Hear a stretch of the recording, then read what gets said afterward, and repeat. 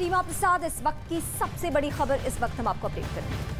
नमस्कार, मैं हूं आपके साथ मोनिका ठाकुर और शुरुआत करने वाले हैं प्रधानमंत्री नरेंद्र मोदी के गुजरात दौरे की बड़ी खबर। आपको बता दें, गुजरात के गांधीनगर में एशिया का सबसे बड़ा डिफेंस एक्सपो हो रहा है और इसका उद्घाटन करेंगे पीएम मोदी। देश की रक्षा शक्ति का प्रदर्शन इस डिफेंस एक्सपो के जरिए होना है।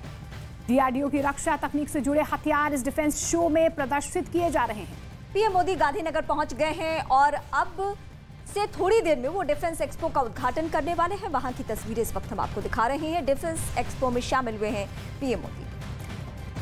ये सबसे बड़ा डिफेंस एक्सपो है और प्रधानमंत्री नरेंद्र मोदी इसकी आधिकारिक आज शुरुआत करने जा रहे हैं।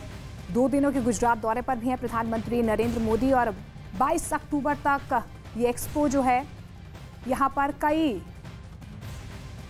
आर्टिलरीज और एयर स्पेस के जितने भी रक्षा से जुड़े हुए जितने भी डिफेंस सिस्टम्स हैं उनकी प्रदर्शनी की जाएगी और प्रधानमंत्री नरेंद्र मोदी इसका आधिकारिक तौर पर आज उद्घाटन करने जा रहे हैं। और सीधे हम अपने सहयोगी जनक दवे का रुख करते हैं। जनक, सबसे पहले वहां की तस्वीरें देखने के साथ साथ हम आपसे ये भी समझेंगे कि भारत की ताकत में कितना इजाफा हो रहा है गांधीनगर के जरिए और इस डिफेंस एक्सपो के जरिए।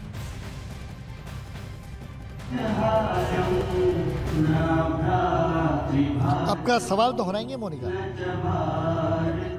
जनक, मैं सवाल ये पूछ रही हूँ कि भारत की ताकत में आज कितना इजाफा होने जा रहा है इस डिफेंस एक्सपो के जरिए।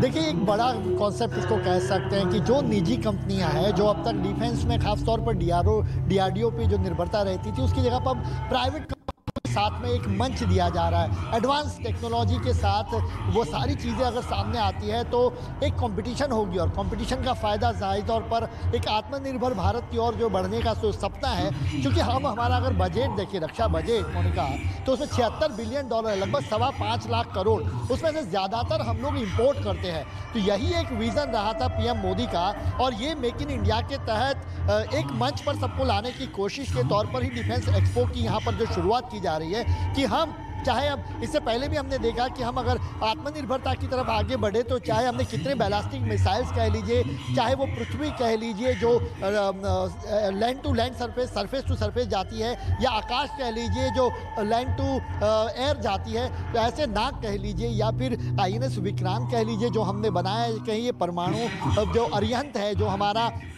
सबमरीन है। तो ये सारी चीज़ें हैं जो भारत बनाया और एक बड़ा नाम भारत ने रोशन किया कि अब हम आत्मनिर्भर भारत की ओर बढ़ रहे हैं। और जो एक रिसर्च आया, सर्वे आया, उसमें कहा गया कि प्रशांत और हिंद महासागर में जो 12 बड़ी कंट्रियां हैं उसमें भारत अब खुद आत्मनिर्भरता के क्षेत्र में 4थे नंबर पर आई है। तो ये बड़ी बात के तौर पे इसको देखा जाना चाहिए और इसी दिशा को आगे बढ़ाते हुए आज डिफेंस एक्सपो की शुरुआत की जा रही है कि हम आज पूरे दिन जो पीएम मोदी का कार्यक्रम रहने वाला है उसकी जानकारी